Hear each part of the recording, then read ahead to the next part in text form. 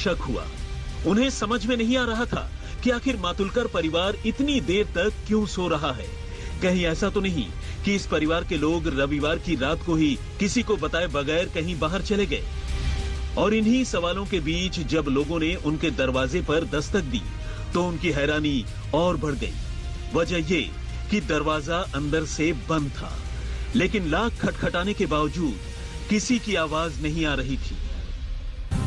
मातुलकर परिवार में 4 लोग थे।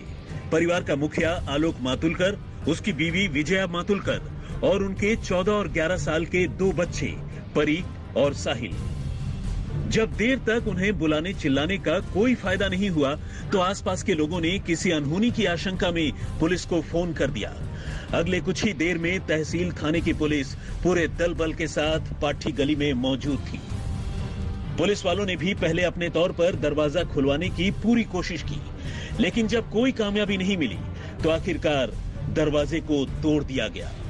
लेकिन अंदर जो मंजर था उसे देखकर पुलिस वालों के पैरों तले जमीन खिसक गई। इस मकान में रहने वाले सभी के सभी 4 लोगों की लाशें अंदर जहां तहां बिखरी पड़ी थी।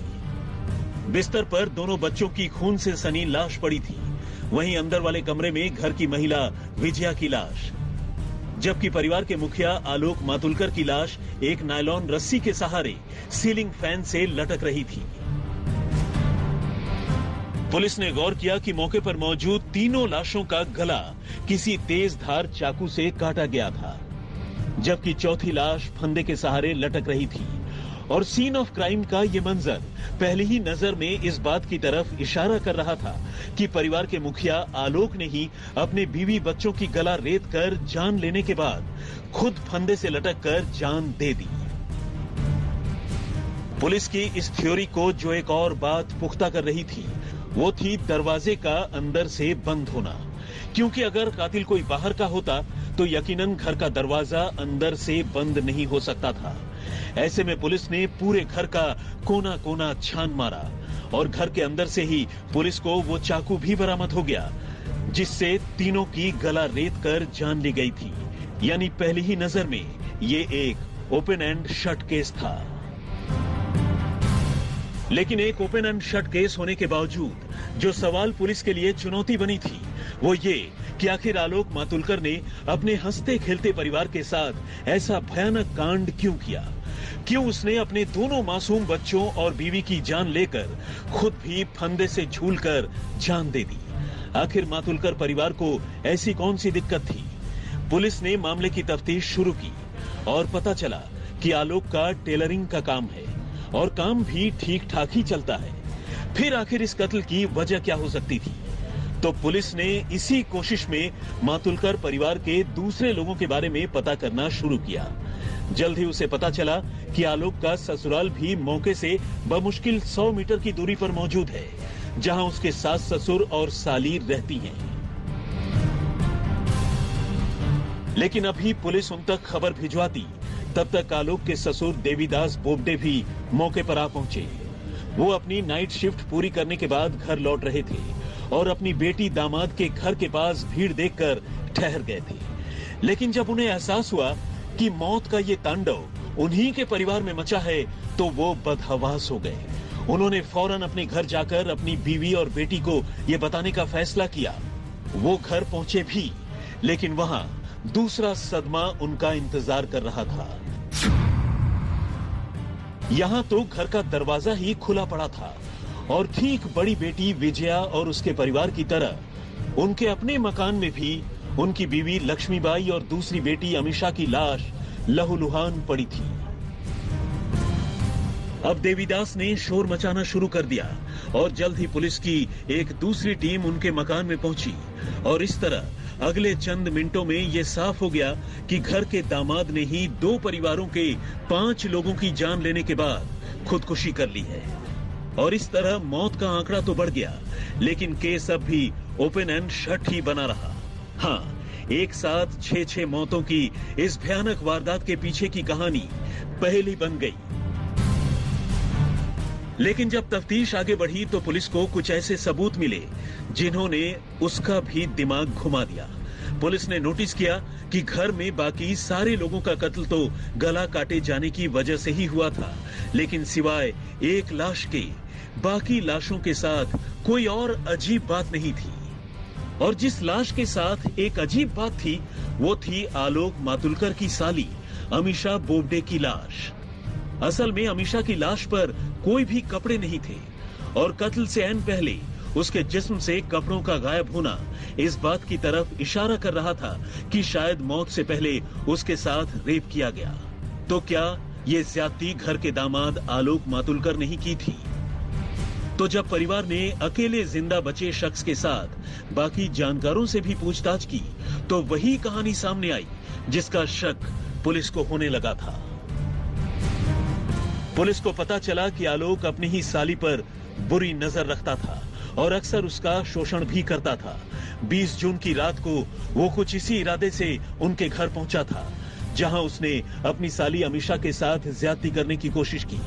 अमीषा ने इसका विरोध भी किया और तब गुस्से में आलोक ने अपने साथ लाए चाकू से अमीषा की गला काटकर जान ले ली। तब घर में अमीषा के अलावा उसकी मां यानी आलोक की सास लक्ष्मीबाई मौजूद थी, जबकि आलोक के ससुर ड्यूटी पर घर से बाहर गए हुए थे। अमीषा का कत्ल उसकी मां लक्ष्मी की मौजूदगी में हुआ था और जब आलोक को लगा कि उसके किए का ये राज खुल सकता है तो उसने वहीं अपनी सास का भी गला रेत कर कत्ल कर दिया और अपने ससुराल से निकल भागा। इस तरह दो कत्ल करने के बाद वो देर रात को अपने घर पहुंचा और अपने घर में उसने अपनी बीवी विजया और बच्चों की भी एक एक कर तेज धार चाकू से गला रेत कर जान ले ली। और इस तरह एक ही रात में एक ही परिवार के 5 लोगों का कत्ल हो चुका था, जिसके बाद आलोक ने फंदे के सहारे लटक कर खुद अपनी भी जान दे दी। एक परिवार के अंदर नफरत और उसके अंजाम का ये राज शायद हमेशा हमेशा के लिए दफन रह जाता अगर तफ्तीश में पुलिस को आलोक की हरकत और नियत की बात पता नहीं चलती। पुलिस को पता चला कि आलोक लंबे समय से अपनी साली के साथ ज्यादती कर रहा था और अप्रैल के महीने में उसके ससुराल वालों ने पुलिस से अपने दामाद की शिकायत भी की थी, लेकिन शुरुआती कार्रवाई के बावजूद आलोक अपनी हरकतों से बाज नहीं आया। अब पुलिस को इस वारदात में शामिल लोगों के मोबाइल फोन और दो मौकाए वारदात को खंगालने के बाद कुछ चौंकाने वाली चीजें हाथ लगी हैं, जो अपने आप में इस केस में अहम सबूत साबित होने वाली हैं। पहली बात तो यही है कि पुलिस को आलोक और उसकी साली अमीषा के बीच बातचीत का एक ऑडियो क्लिप हाथ लगा है, जिसमें अपनी करतूतों को लेकर आलोक अमीषा को डराता धमकाता हुआ सुनाई दे रहा है। यह आलोक की करतूतों का अपने आप में एक बड़ा सबूत है। दूसरी बात ये कि पुलिस को आलोक के बैग से एक चाकू का वो सेट भी मिला है जो उसने कुछ दिन पहले ही ऑनलाइन ऑर्डर कर मंगवाया था और इसी सेट के चाकू से एक एक कर कत्ल की 5 वारदातों को आलोक ने अंजाम दिया। यानी ये बात भी तकरीबन साफ है कि आलोक पिछले कई दिनों से कत्ल की ये साजिश बुन रहा था और शायद किसी मौके की तलाश में था जब वो अपने परिवार और ससुराल वालों पर अपनी गलतियों और गलत आदतों का गुस्सा निकाल सके। और आखिरकार वो मौका 20 और 21 जून की दरमियानी रात को आया। फिलहाल मकतूल और कातिल सभी इस दुनिया से दूर जा चुके हैं, लेकिन पुलिस को अदालत के सामने तमाम सबूत पेश कर इस मामले को आखिरी अंजाम तक पहुंचाना है। लेकिन नागपुर जैसे एक शांत शहर में हुई इस वारदात ने सिर्फ नागपुर ही नहीं, आसपास के दूसरे शहरों के लोगों को भी दहला दिया है। प्राथमिक इन्वेस्टिगेशन हुई है, उसके अनुसार एक व्यक्ति ने 5 लोगों का मर्डर किया है, जो उसकी वाइफ, बच्चे, मदर इन लॉ और साली का मर्डर किया है और खुद सुसाइड किया है। प्रथम दर्शनी प्राइमा फेसी ऐसा इन्वेस्टिगेशन में नजर आ रहा है। आगे की इन्वेस्टिगेशन शुरू है। एक आदमी ने अपने परिवार के 5 लोगों को मारकर खुद ने ही खुदकुशी कर ली है। ये काफी तनावपूर्ण बात है। इससे माहौल इतना भयानक हो चुका है कि हम कुछ बता भी नहीं सकते। इतना डर ने यहाँ देखा कि कोई आदमी फैमिली मेंबर को ही मार रहा है।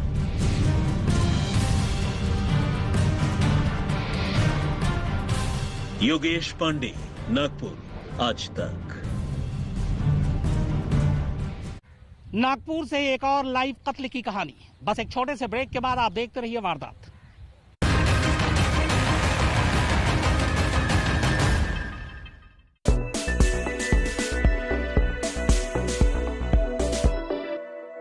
क्या आप जानते हैं कि दुनिया का एक गांव ऐसा भी है जहां पर लोग क्रिप्टो करेंसी से राशन सब्जी खरीदते हैं, क्रिप्टो से अपने बिल भरते हैं। एबी की खबर के मुताबिक सेंट्रल अमेरिकन देश अल सल्वाडोर की संसद ने हाल ही में क्रिप्टो करेंसी को वैधानिक मुद्रा का दर्जा दे दिया है और इसके साथ ही यह देश बिटकॉइन को वैध करेंसी घोषित करने वाला दुनिया का पहला देश बन गया है। हालांकि अल सल्वाडोर में बिटकॉइन पहले से ही स्वीकार किया जाता रहा है, लेकिन इसे लेना या ना लेना वॉलंटरी है। लेकिन अब संसद की मंजूरी के बाद यहां के सभी बिजनेसेस को इसे स्वीकार करना ही होगा। सिर्फ उन्हें छूट दी जाएगी जिनके पास इनकी टेक्नोलॉजी नहीं है। अल सल्वाडोर की सरकार के इस फैसले के बाद सबकी निगाहें यहां के छोटे से गांव अल जोंटे पर हैं और यहां की अर्थव्यवस्था में क्रिप्टो करेंसी पिछले साल से रच बस गई है। इस गांव की मुख्य आबादी मछुआरों की है और करीब 500 परिवार इस काम से जुड़े हुए हैं और इस गांव में बिटकॉइन का उपयोग करना इतना आसान है कि लोग राशन सब्जी खरीदने के साथ साथ अपने बिलों का भुगतान भी क्रिप्टो करेंसी से ही करते हैं। क्रिप्टो करेंसी पर चलने वाला ये छोटा सा गांव अल सल्वाडोर की राजधानी से 50 किलोमीटर से भी कम दूरी पर है। अल जोंटे में इस क्रिप्टो करेंसी वाली अर्थव्यवस्था की शुरुआत 2019 में हुई थी, जब किसी अनजान डोनर ने यहां के एक स्थानीय नॉन प्रॉफिट समूह के साथ मिलकर काम करना शुरू कर दिया था। वैसे रोचक बात यह भी है कि अल सल्वाडोर की 70% आबादी के पास बैंक अकाउंट्स नहीं है।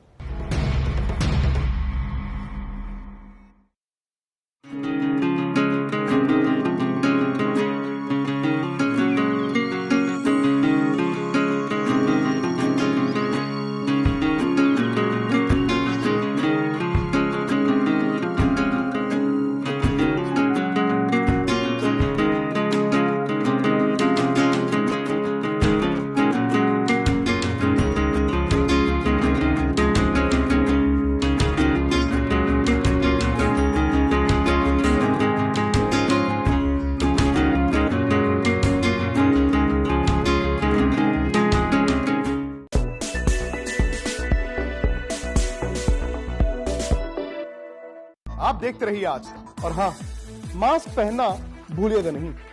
कोरोना को बात मास्क के साथ। आज तक के साथ लगातार जुड़े रहने के लिए डाउनलोड कीजिए आज तक का मोबाइल ऐप।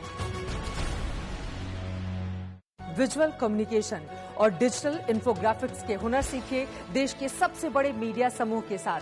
ज्वाइन कीजिए India today media institute. Register करने के लिए www.indiatodaymediainstitute.in पर विजिट करें।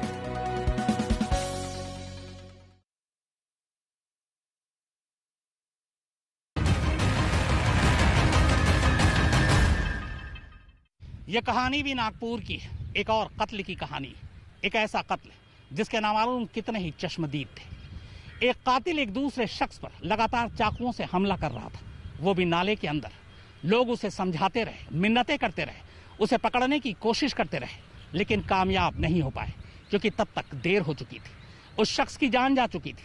इसके बाद कातिल वहां से भाग जाता है, लेकिन बाद में इस लाइव कत्ल का एक वीडियो सामने आता है और देखते ही देखते ये वीडियो क्लिप वायरल हो जाता है।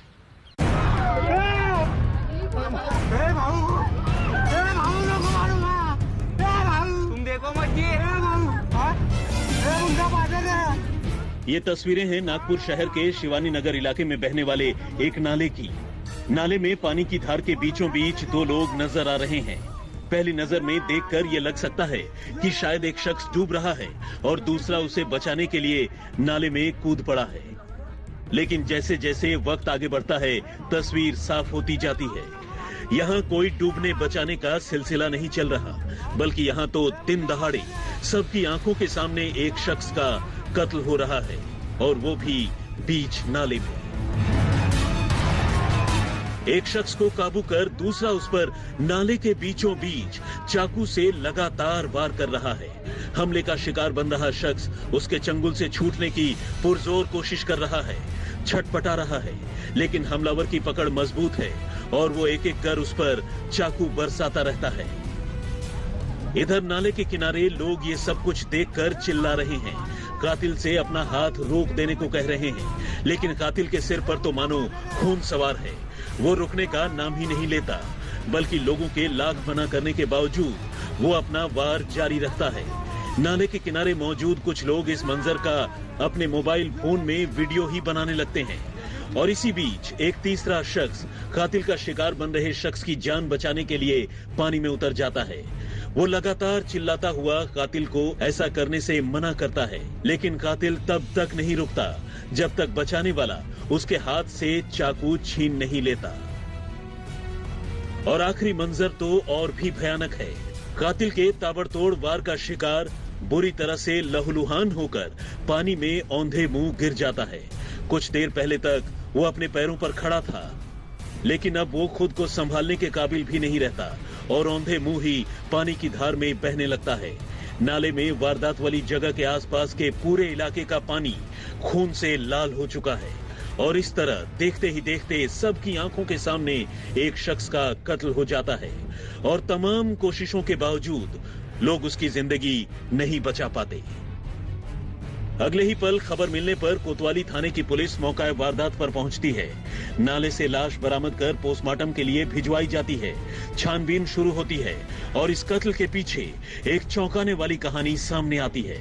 मरने वाले की पहचान नागपुर के योगेश धोगड़े के तौर पर होती है, जबकि कातिल की गोलू धोटे के तौर पर।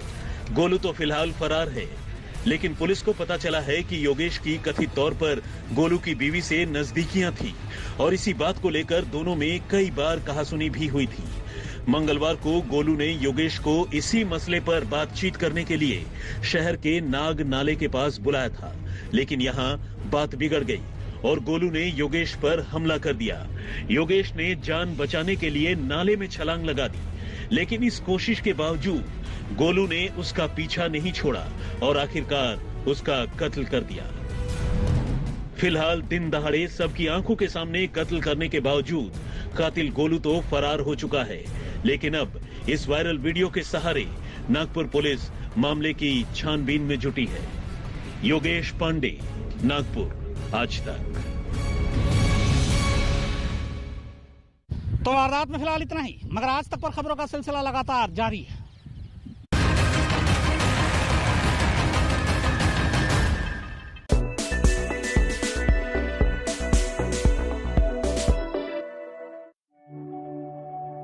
डर है तो हो, मायूसी ना हो, बंदिशें हैं तो हो, अकेलापन ना हो, शक है तो हो, स्वार्थ की जगह ना हो, और बीमारी है तो होगी अपनी जगह, आत्मा बीमार ना हो। तो ये हिंदुस्तान है और ये हमारा इम्तिहान है और एक फैसला आपको करना है। पर जाइए पहले हाथ धोआइए और फीतों से पकड़कर मास्क लगाइए और चिल्लाइए खिड़कियों से या धुन बनाकर गाइए इसे कि किसी का हाथ छूना नहीं है और किसी का साथ छोड़ना नहीं है। और कल जब सब कुछ खुलेगा तो देखना इन्हीं आसमानों में उड़ते हुए पंछी कहेंगे कि कमबख्त इंसान की इस जिद्दी जात ने एक लड़ाई और जीत ली।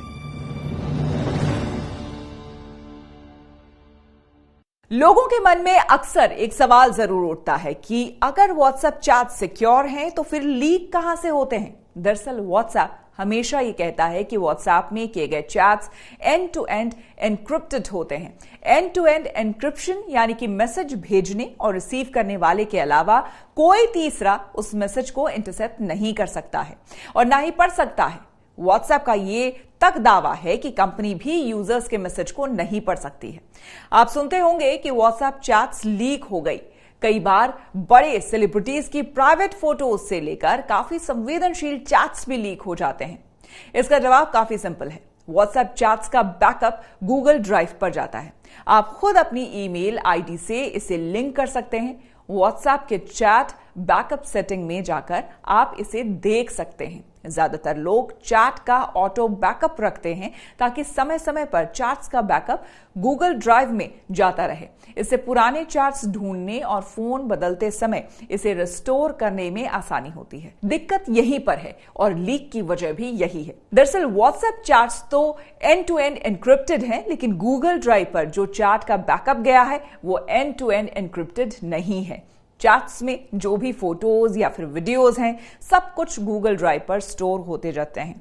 ऐसे में अगर यूजर का जीमेल अकाउंट एक्सेस कर लिया जाए तो तमाम चैट हिस्ट्री और बैकअप सहित फोटोज हासिल हो जाते हैं। अच्छी खबर यह है कि गूगल ड्राइव भी एंड टू एंड एन्क्रिप्शन पर काम कर रहा है, यानी आने वाले समय में बैकअप लेना भी सिक्योर हो जाएगा। तब तक आप इंतजार करें और सतर्क रहें।